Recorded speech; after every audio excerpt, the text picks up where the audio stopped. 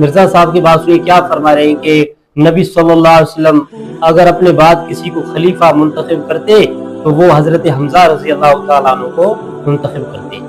تو ذرا دیکھیے کیا فرما رہے ہیں. ایسے دینا چاہ رہے تھے کہ غزوہ احد میں وہ لوگ اس قبرستان میں دفن ہیں جنہوں نے محنتیں کی ہیں اور پھل ملنے سے پہلے ہی وہ اسی فقر کی زندگی میں دنیا سے چلے گئے.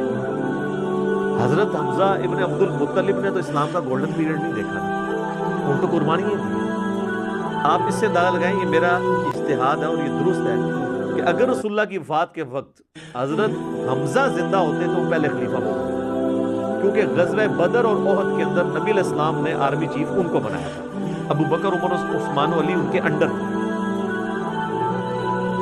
اچھا، یہ مرزا صاحب کی آپ لوگوں نے بات سنی، دیکھیے آگے کیا فرما رہے ہیں. نبی علیہ السلام اگر اپنی زندگی میں کسی کو خلیفہ نامزد کرتے تو حضرت بکر کو کر کے جاتے، کیونکہ نبی علیہ السلام بادشاہ نہیں تھے، اللہ کے پیغمبر.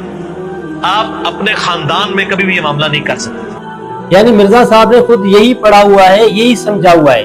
کبھی کچھ بول دیتے ہیں، کبھی کچھ اور بول دیتے ہیں. کبھی کہتے ہیں کہ حضرت حمزہ رضی اللہ تعالیٰ عنہ کو نبی صلی اللہ علیہ وسلم اپنے بعد خلیفہ بناتے، اور کبھی کہتے ہیں کہ نبی صلی اللہ علیہ وسلم اپنے خاندان میں کسی کو خلیفہ نہیں بناتے کیونکہ نبی صلی اللہ علیہ وسلم بادشاہ نہیں تھے.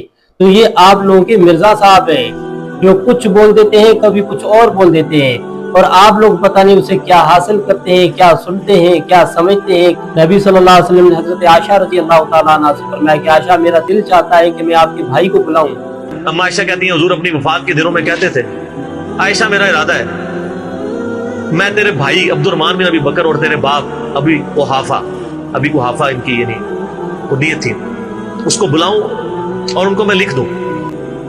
مجھے خطرہ ہے کہ میرے بعد کوئی ڈیمانڈ کرے گا، لیکن اللہ اور میری امت ابو بکر کے علاوہ کسی کے لیے راضی نہیں ہوگی، اور اس کو خلافت کے لیے وصیت لکھ کے دوں.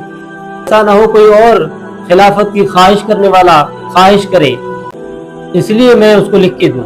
اللہ اور مسلمان ابو بکر کے سوا کسی کے اوپر راضی نہیں ہوں گے.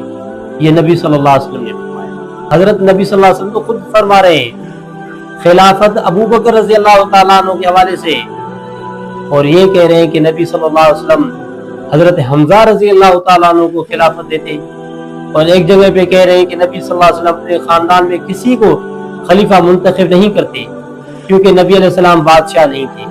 ادھر کچھ کہہ رہے ہیں، ادھر کچھ کہہ رہے ہیں. نبی صلی اللہ علیہ وسلم نے جب حضرت ابو بکر رضی اللہ تعالیٰ عنہ کو امامت کے لیے کھڑا کیا تو یہ سب سے بڑی دلیل ہے حضرت ابو بکر رضی اللہ